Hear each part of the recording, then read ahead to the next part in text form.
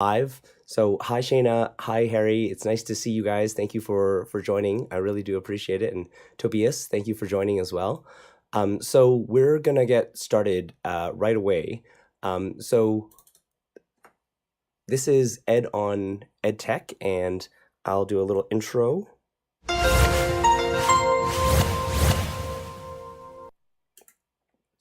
Okay, so our first question today comes from Frank Diaz. He asks, what do I do to be able to search lessons based on curriculum standards?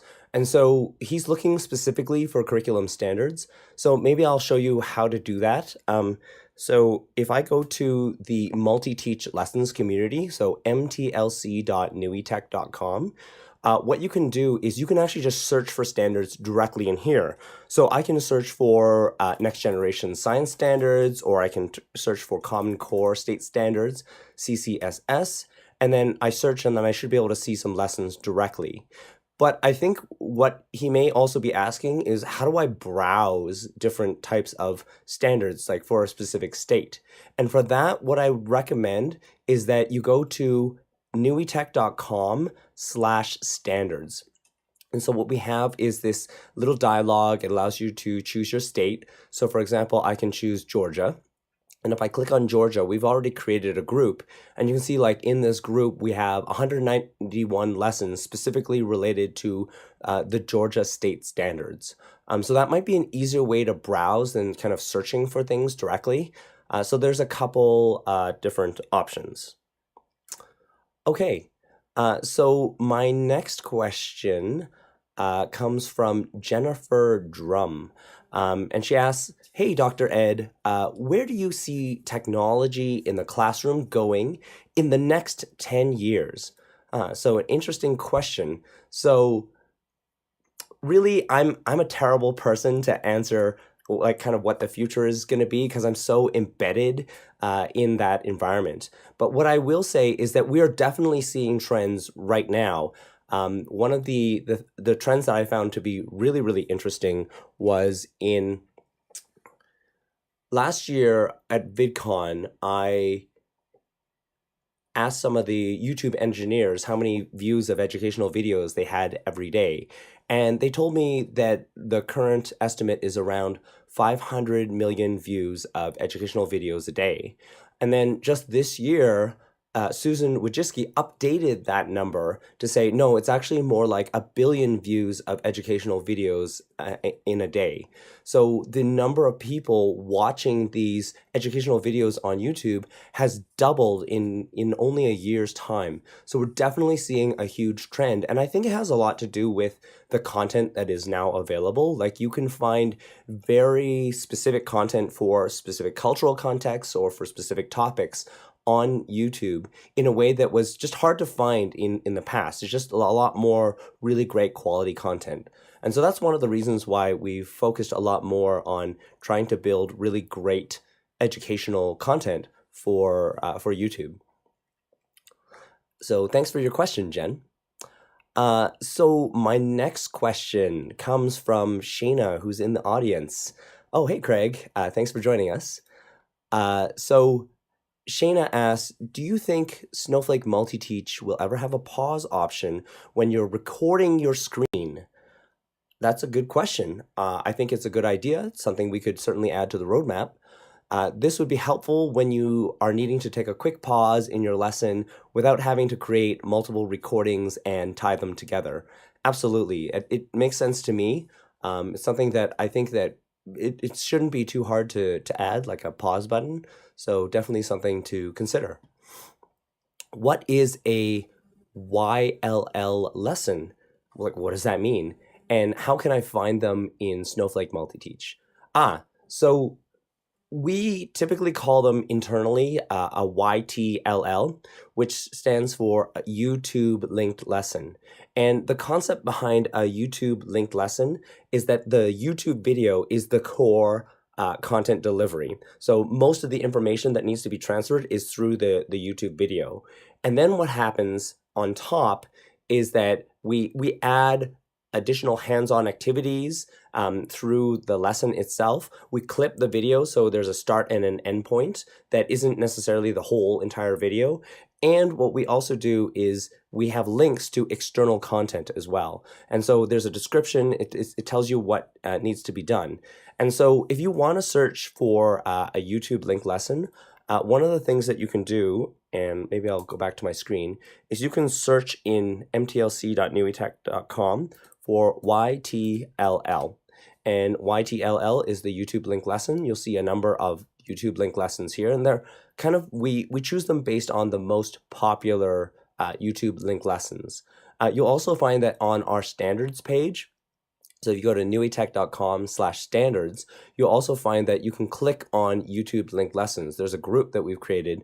It has about 272 lessons, and you can see like they're all, we try to take some of the most popular YouTube videos and create complementary lessons for them. And the reason for that is we know that these have like a high level of engagement.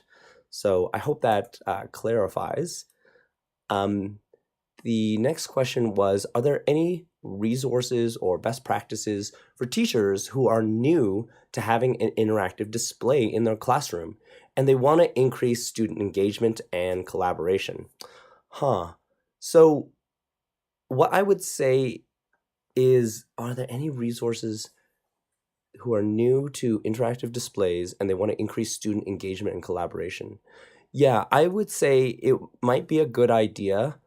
Oh, hey, hi, Homan. Thank you for joining us. So I wanted to add that I think that there is a way of doing that through, if you search on YouTube for Snowflake MultiTeach 6.1, so SFMT 6.1. In there's a little video.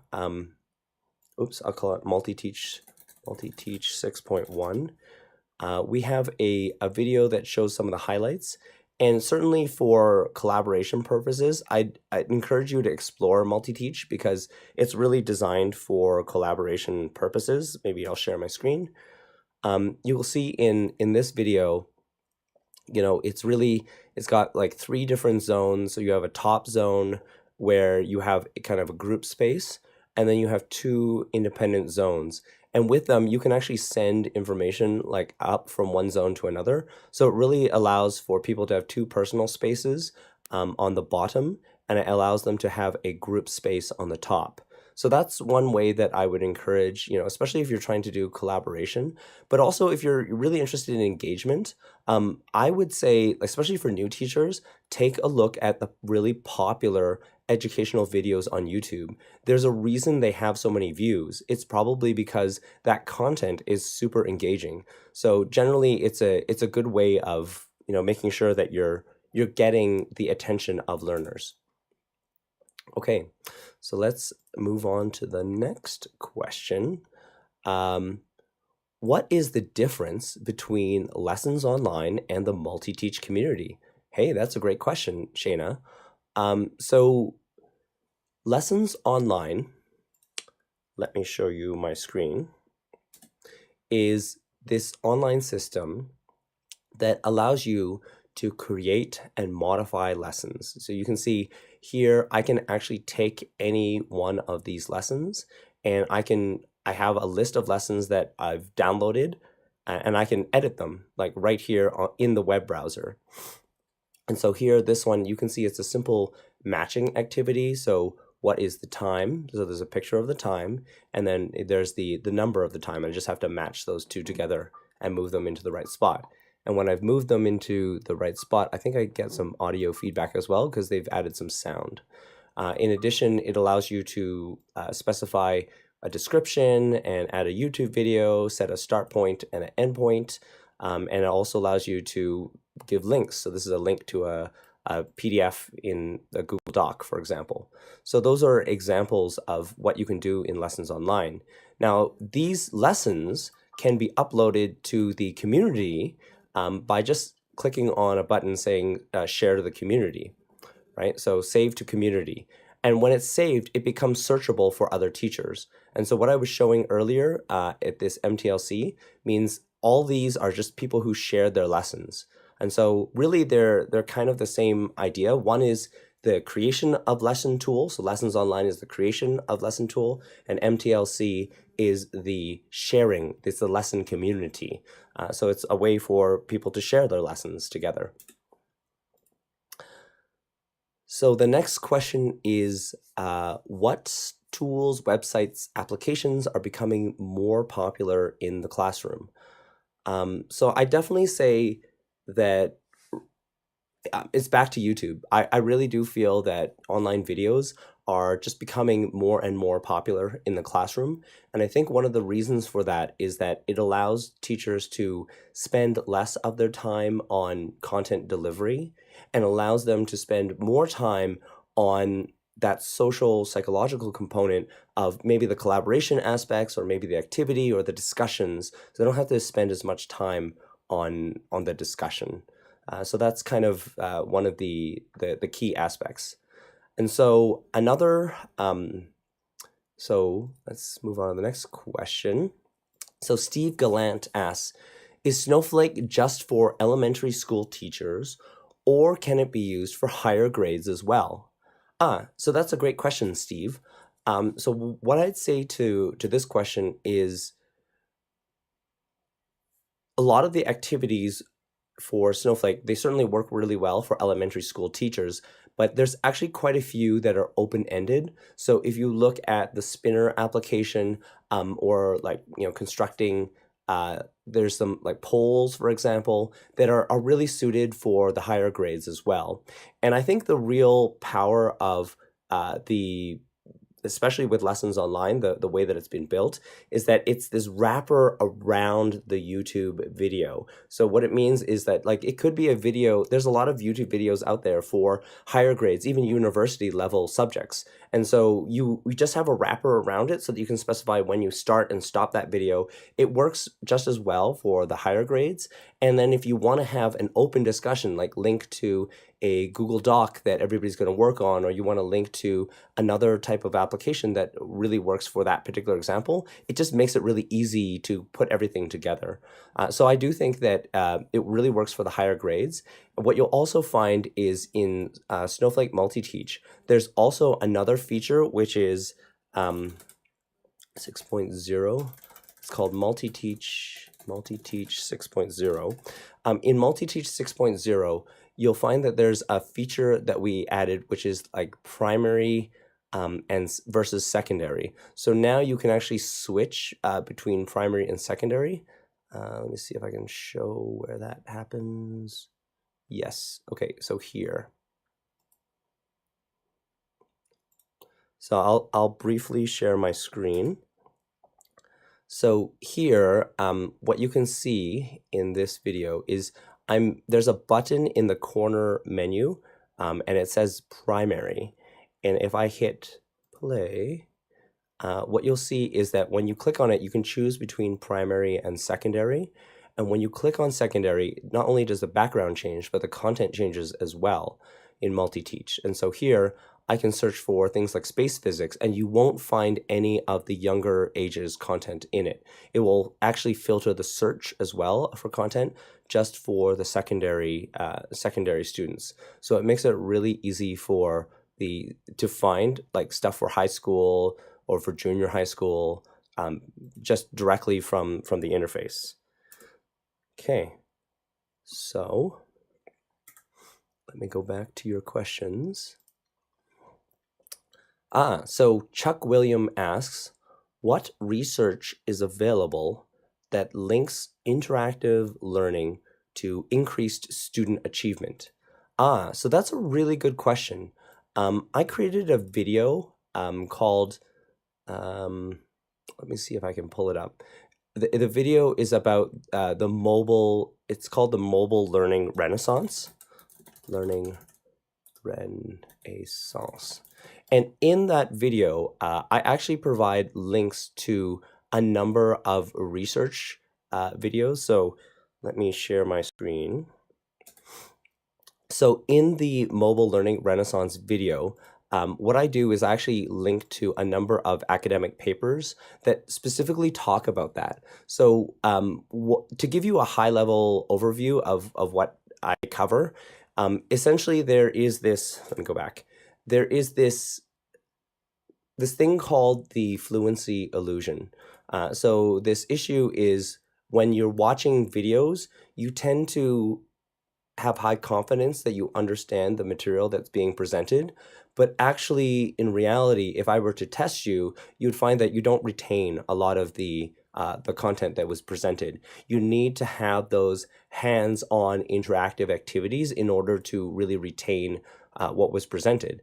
And so for me, that's one of the things that I emphasize a lot is the ability to have the kind of interactive activity instead of watching like a full 10-minute length video. And 10 minutes is typical for an educational video more because of the YouTube algorithm, which prioritizes watch time.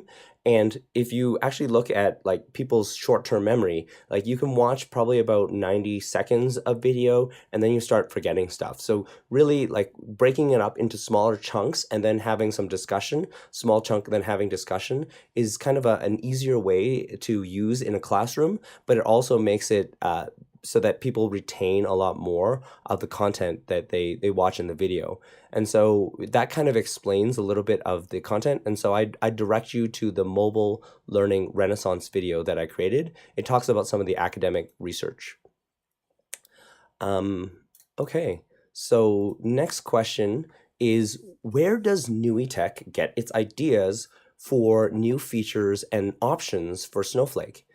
So that's a really great question. So you'll see in a lot of my vlogs where we're going to various different conferences and trade shows, and we're speaking with teachers and we're speaking with customers like tech directors directly, and we're asking them like, how can we improve our software?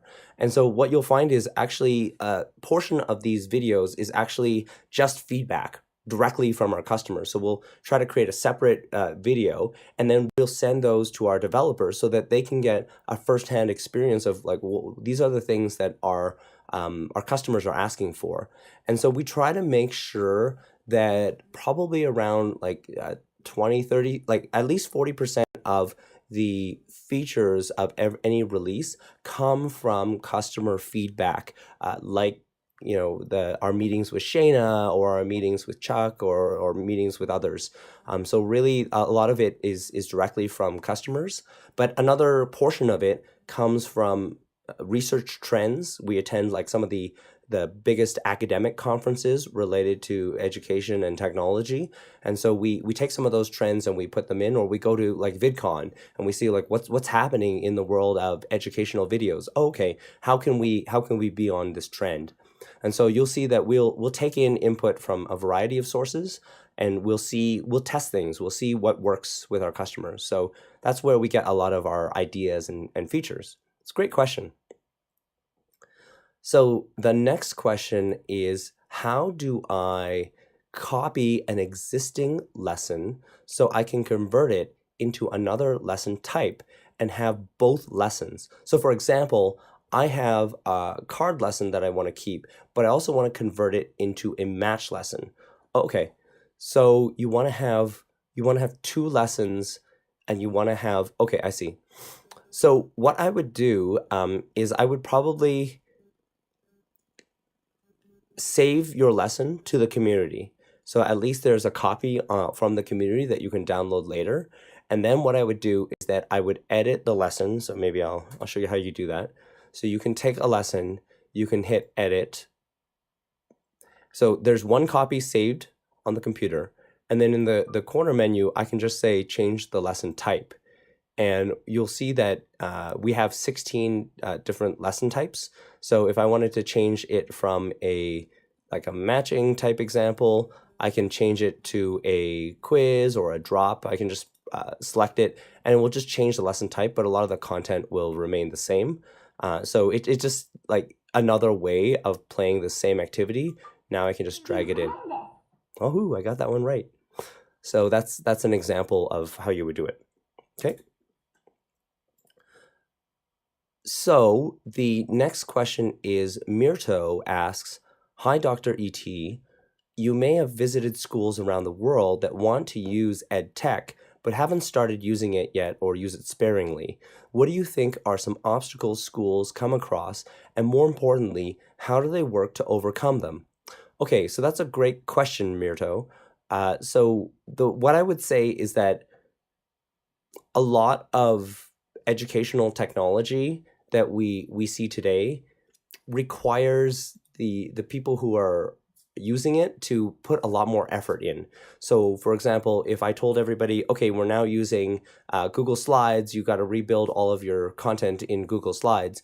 Well, that's a lot of work for the teacher. And so I feel like it kind of defeats the point of technology. Like, really, the point of technology is to save teachers time. And so if they have to go back and create stuff, then they're just not, like, the majority of teachers don't have the time to do that. And so this is one of the reasons why so many of them are going to YouTube videos, because the content is there. It's presented in a really compelling and engaging way. And so they're just saying, well, forget that. I'm not going to use that technology. I'm going to go straight to the YouTube video. And so one of the things that I would encourage is look at the sources of content. Where do teachers get the content, especially free content? And what can you do to make it easier? Give a tool that really makes their lives easier, saves them time, because they don't want to spend all of their time kind of presenting or delivering content. They would rather spend their time understanding their students, communicating with them. So how can we give them more time back so that they can spend more time working directly with the social and psychological issues that students are facing? So that would be my encouragement, especially when it comes to EdTech. Like, a lot of people don't use it simply because there's no content, and we find that content is very closely related to adoption. You wouldn't want to make it's just too big of a task to go and build all the content yourselves.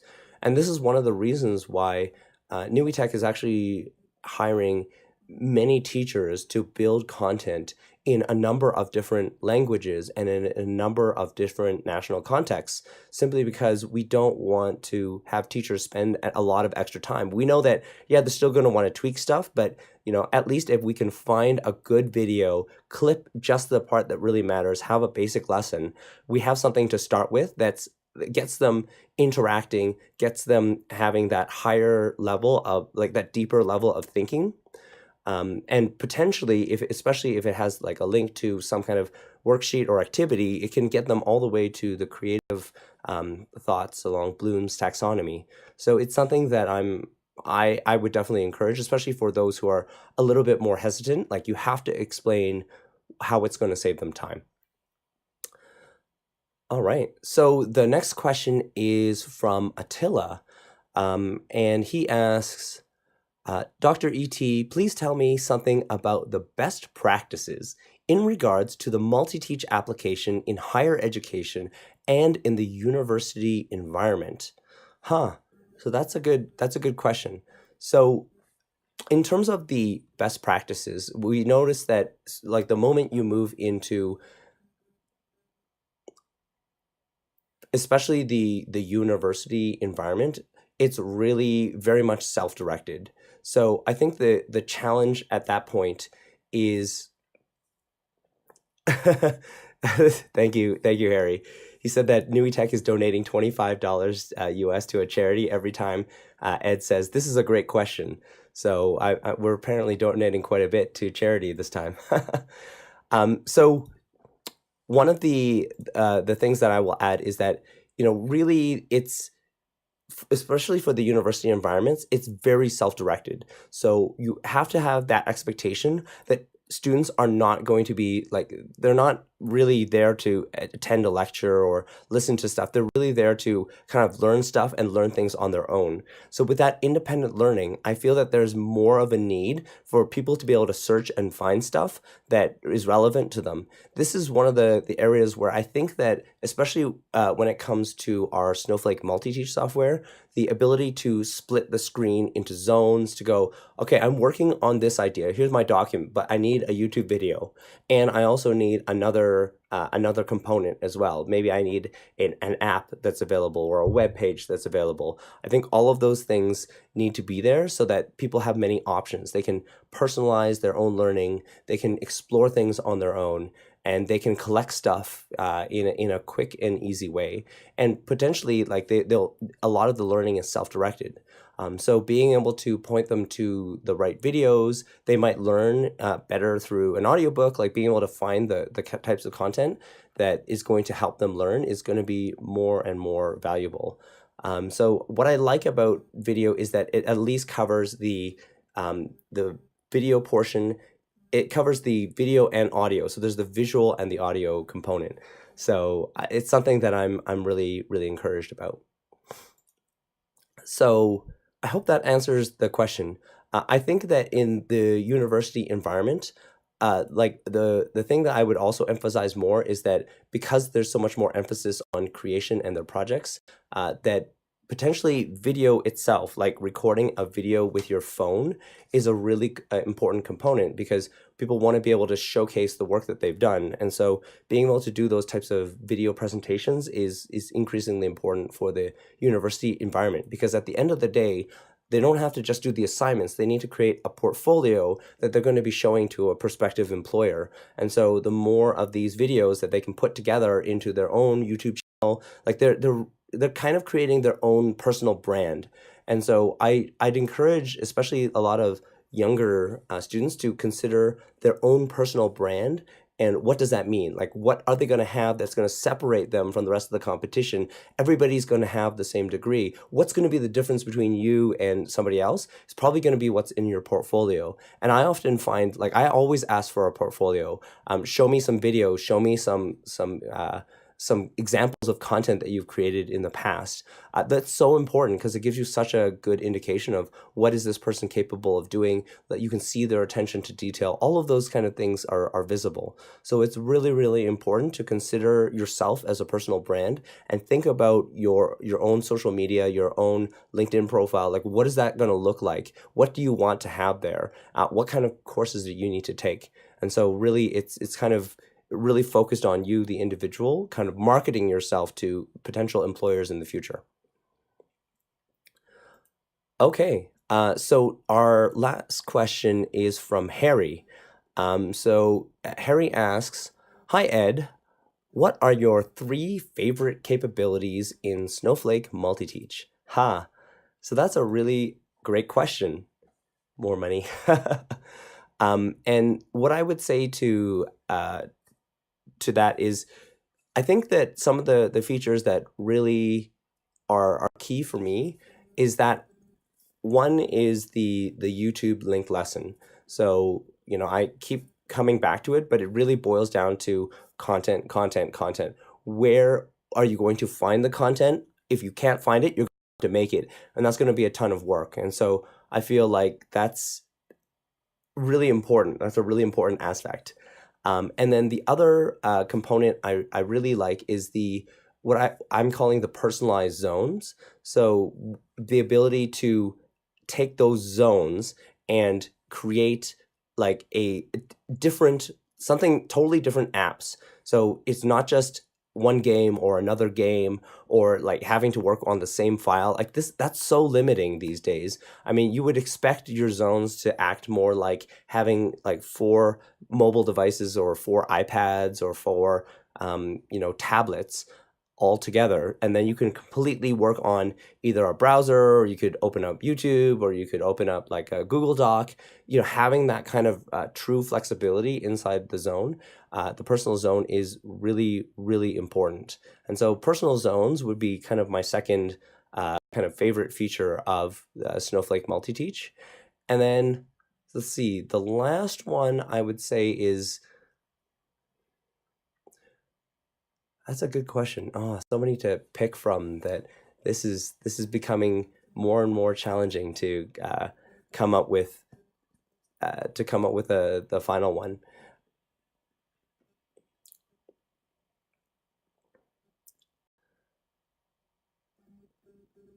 I would actually say that within Snowflake MultiTeach, one of the key features that I focus a lot on is the mobile creativity. I feel like in a lot of environments, there people may have a laptop and they may have a tablet with them, but they always have their phone with them. And so the ability to take all of those lessons that people have created and not only play them on the mobile devices without installing an app, because especially in younger ages, they may not have access to install applications. I think, in addition, they want to be able to create directly on their mobile devices. Like supporting mobile creativity, I think is one of the things that I'm really, really proud of actually in the Snowflake MultiTeach software. You can create something on your mobile phone, you can add images from your camera roll, you can record your voice, you can literally build the entire lesson just off your phone, and students do, and then they can share them on the big display right in Snowflake MultiTeach. I think having that synchronization between what's in lessons online and the Snowflake MultiTeach software is really key. And for me, I think the reason I focus a lot on creativity is because I give you a little bit of a personal story. It's because creativity was really important to me personally. When I was going to school, I had always struggled quite a bit, trying to get motivated. Like school was always this thing that was really boring, and people were telling me what to do all the time, and there was just no flexibility in it. But it was a grade 7 French teacher who kind of said, "Yeah, but he's really creative. Like Ed's really creative. So why don't we give him opportunities to be creative in class?" And I felt like once I had that, like creativity was just like this form of self-expression. You I just couldn't stop learning. I just loved learning at that point. It really hit this like intrinsic motivation for me. And so my feeling is that there are so many kids today being inspired to create videos or to create something to express themselves using online media.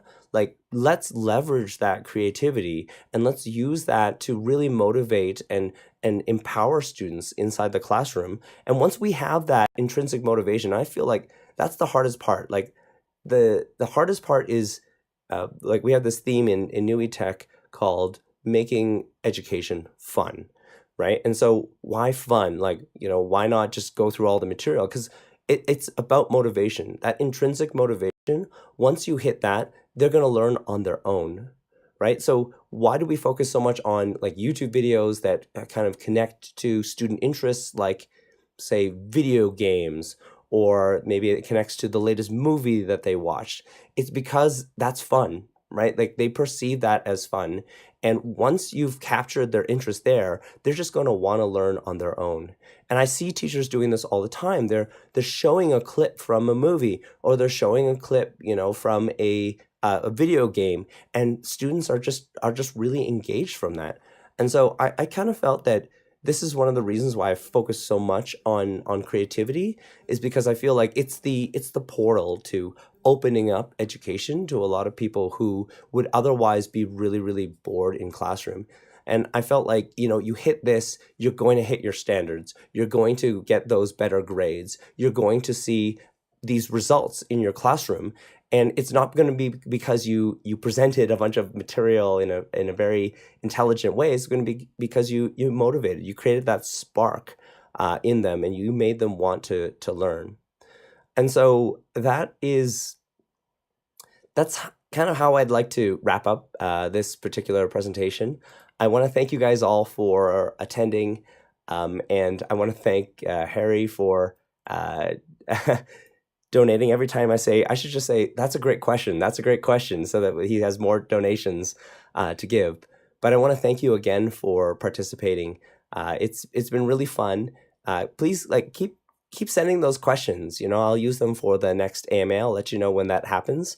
But I've really enjoyed this session. I've really enjoyed your questions. So again, I want to thank you guys so much for spending the time.